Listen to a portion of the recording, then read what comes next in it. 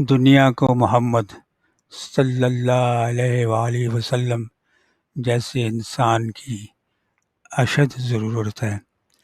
ایسا ہی شخص دنیا کے مسائل کا حل ڈھونڈ سکتا ہے، یہ جارج برنارڈ شاہ نے کہا تھا۔ محمد صلی اللہ علیہ وآلہ وسلم کا گھر، لباس، طرز زندگی ان کی سادگی کے نمایاں پہلو تھے۔ وہ دوسروں کے لیے ہمدردی رکھنے والے بے لوث انسان تھے۔ گسٹاوائل جرمن مصنف۔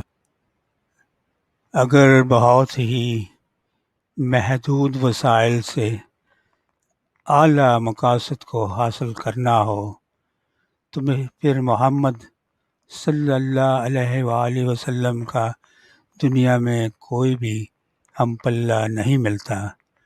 الفونسے ڈی مارٹن، فرینچ تھنکر، مصنف اور شاعر۔ وَمَا أَرْسَلْنَاكَ إِلَّا رَحْمَةً لِّلْعَالَمِينَ، اور اے رسول، ہم نے آپ کو نہیں بھیجا مگر تمام جہانوں کے لیے رحمت بنا کر۔ سورہ الانبیاء آیت 107۔ رسول اللہ صلی اللہ علیہ وآلہ وسلم نے فرمایا، تم مجھے ضعیفوں اور کمزوروں میں تلاش کرو، کیونکہ تمہیں رزق اور نصرت ضعیفوں کی برکت سے ملتی ہے۔ مسلم۔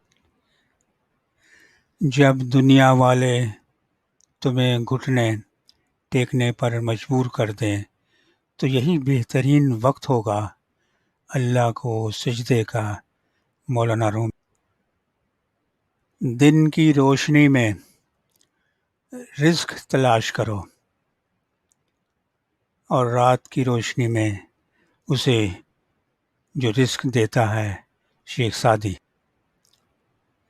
تو اللہ کی راہ میں مستحق کو بھی دے اور اسے بھی جو مستحق نہیں ہے۔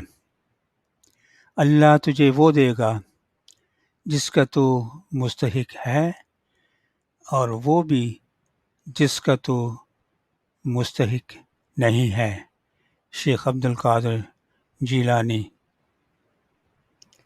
دوست کے ساتھ اس نمک کی طرح رہو جو دکھائی نہیں دیتا، لیکن نہ ہو تو اس کی کمی محسوس ہوتی ہے۔ حضرت علی رضی اللہ عنہ۔ پڑھ پڑھ کتاباں علم دیاں، تو نام رکھ لیا قاضی۔ ہاتھ وچ پھڑ کے تلوار، نام رکھ لیا غازی۔ مکے مدینے گھوم آیا تے نام رکھ لیا حاجی۔ او بھلیا حاصل کی کیتا جے تو رب نہ کیتا راضی۔ بلے شاہ۔ روح میں احساس بندگی ہوتا، سجدوں میں ٹپکتی انکساری ہوتی۔ کبھی رد نہ ہوتی دعا تیری، دل کی گہرائیوں سے گر مانگی ہوتی۔ حسنی۔